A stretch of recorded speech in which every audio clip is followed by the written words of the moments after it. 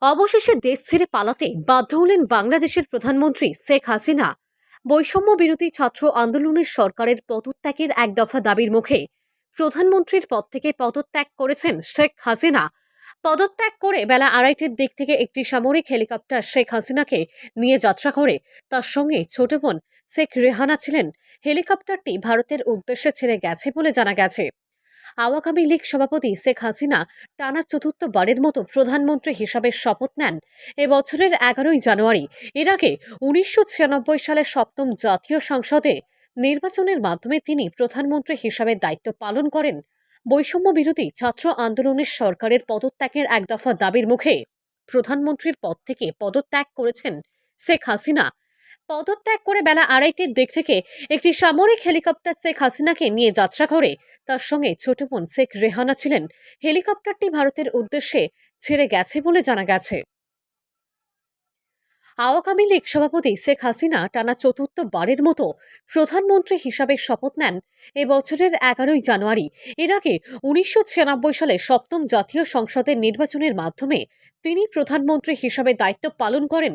সেনা সমর্থিত তত্ত্বাবধায়ক সরকারের অধীনে 2008 সালে নবম জাতীয় সংসদ নির্বাচনের মাধ্যমে জয়ী হয়ে প্রধানমন্ত্রী শেখ হাসিনা। এরপর 2014 সালে দশম সংসদ নির্বাচন হয় একতরফা, যেখানে বিরোধী দলগুলো অংশ নেয়নি। 2018 সালে একাদশ জাতীয় সংসদ নির্বাচন নিয়েও বিতর্ক রয়েছে। এই নির্বাচন আগের রাতেই ব্যালটটি সিল মারার ব্যাপক অভিযোগ ছিল। এই নির্বাচন রাতের ভোট নামে পরিচিত পায়। টেক এই নির্বাচন আগের রাতেই ব্যালটে সিল মারার ব্যাপক অভিযোগ ছিল। এই নির্বাচন রাতের ভোট নামে পরিচিতি পায়। আর চলতি বছরের জানুয়ারিতে দ্বাদশ জাতীয় সংসদ নির্বাচনের মাধ্যমে তিনি আবার প্রধানমন্ত্রী হন। তবে এই নির্বাচনও বিতর্কিত। এতেও প্রধান বিরোধী দলগুলো অংশ নেয়নি। নিজ দলীয় নেতাদের স্বতন্ত্র প্রার্থী করে ডামি প্রতিদ্বন্দ্বিতার আয়োজন করা হয়। এই নির্বাচনটিকে বিরোধীরা ডামি নির্বাচন বলে আখ্যা দেন। 6 মাসের মাথায় ব্যাপক ছাত্র ও গণবিক্ষোভের মুখে তিনি আজ পদত্যাগ করে হেলিকপ্টারে দেশ ছেড়েছেন। এদিকে সেনাবাহিনীর প্রধান জেনারেল ওয়াকার উজ্জামান বলেছেন, দেশে একটা ক্রান্তিকাল চলছে। সব রাজনৈতিক দলের নেতাদের আমন্ত্রণ করেছিলাম, আমরা সুন্দর আলোচনা করেছি। সেখানে সিদ্ধান্ত নিয়েছি একটি অন্তর্বর্তীকালীন সরকার গঠন করা হবে।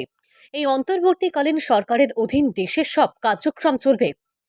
বৈষম্য বিরোধী ছাত্র আন্দোলনের গণভবন অভিমুখে যাত্রা কর্মসূচি ঘিরে উত্তেজনার মধ্যে প্রধানমন্ত্রীর পদ থেকে ইস্তফা দিয়ে দেশ ছেড়েছেন শেখ হাসিনা।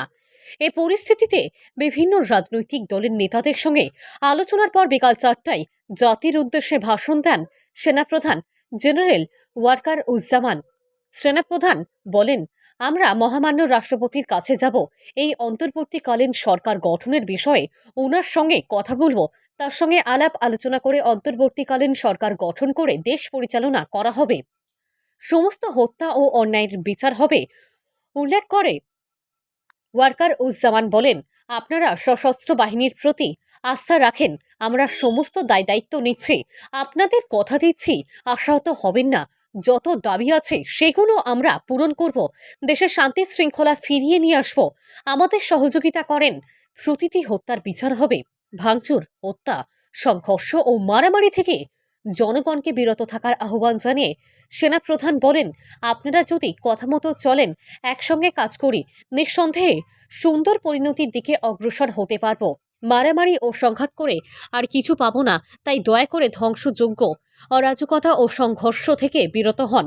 সবাই মিলে সুন্দর ভবিষ্যতের দিকে অগ্রসর হব।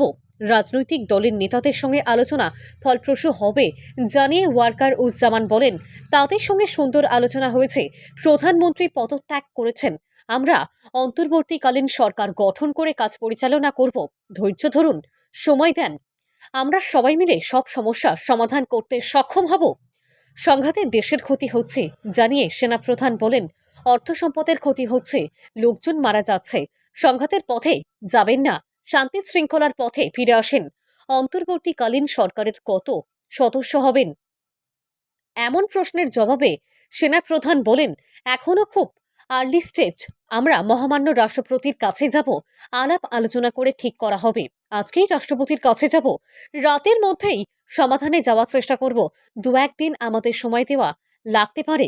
আলোচনায় কারা উপস্থিত ছিলেন, এমন প্রশ্নের জবাবে ওয়ার্কার উজ্জামান বলেন, জামায়াতের আমির, বিএনপির শীর্ষ নেতা, জাতীয় পার্টির নেতা, সুশীল সমাজের প্রতিনিধি ছিলেন।